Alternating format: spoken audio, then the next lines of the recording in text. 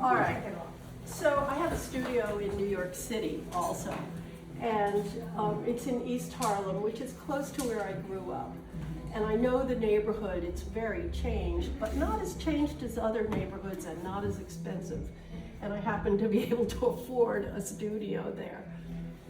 But being there and leaving the studio in the dark, I walked around a lot and saw, just to get to the subway, a lot of chain link fences around abandoned lots, or protecting dogs, or keeping kids out of spaces that need to be used for construction or garbage or whatever.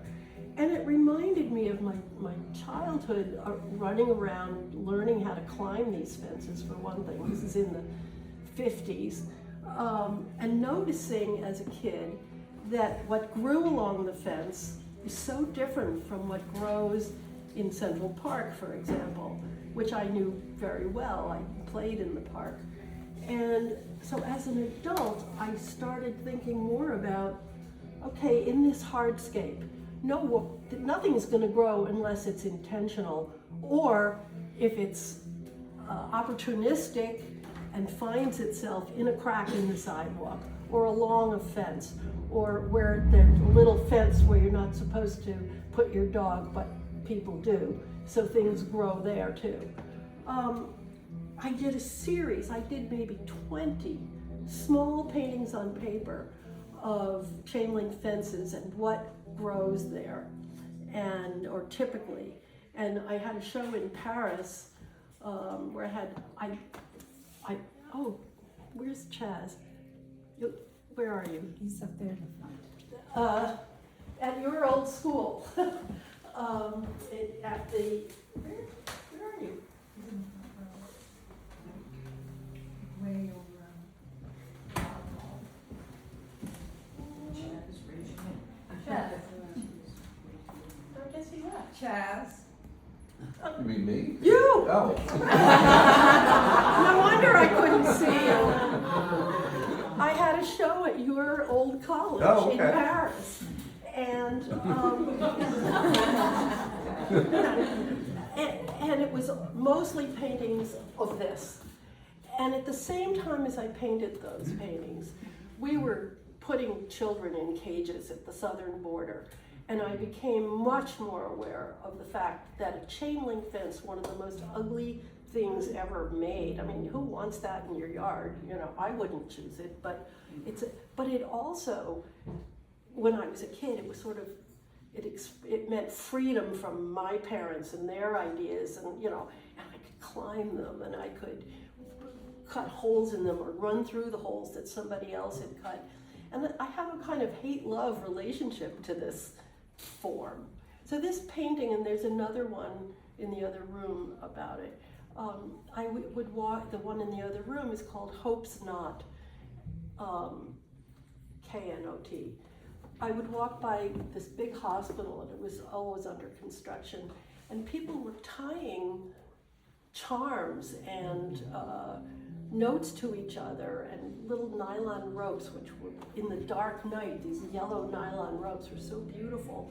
And I started to photograph these beautiful objects hanging on fences, made by people who wanted to communicate something to the world or to themselves by leaving tokens around the city. And I have a practice, I started in grad school, just picking up metal findings all around the jewelry district in Providence. I must have 100,000 small things, ranging from hearts that are all rusted up, they're all jewelry findings, to spark plugs, to any metal thing I could find in the street. And I've done portraits of these objects, and I have a collection that inspires me, and I've made silk scarves out of them, and I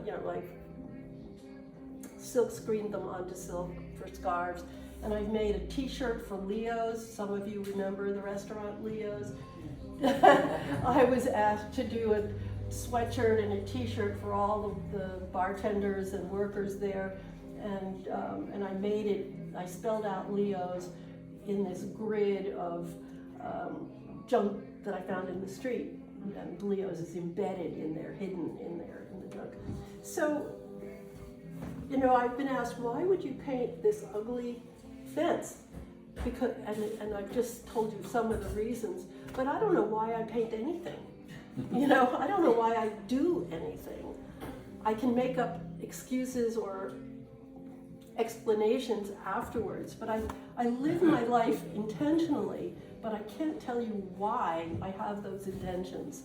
I can say, well, these are the values that I was raised with, or this is the culture I live in, but the more I do anything, the less I know the reasons for it. You know, I feel responsible for my actions, but I don't feel I can explain them. So if I'm being asked to talk about my paintings, I think, well, I can think of something to say, but is it everything that I have to say? I don't think so, because if I were here yesterday, instead of marching to the State House, if I were here tomorrow, after I find my lost debit card, which is why I'm kind of frazzled, plus the music, I would tell you something totally different.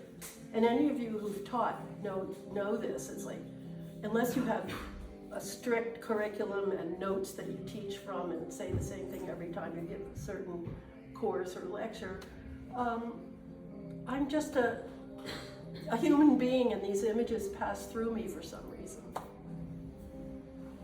Didn't that spark any questions? Peter? In the back room, there's a painting that I liked a lot when I came to the opening.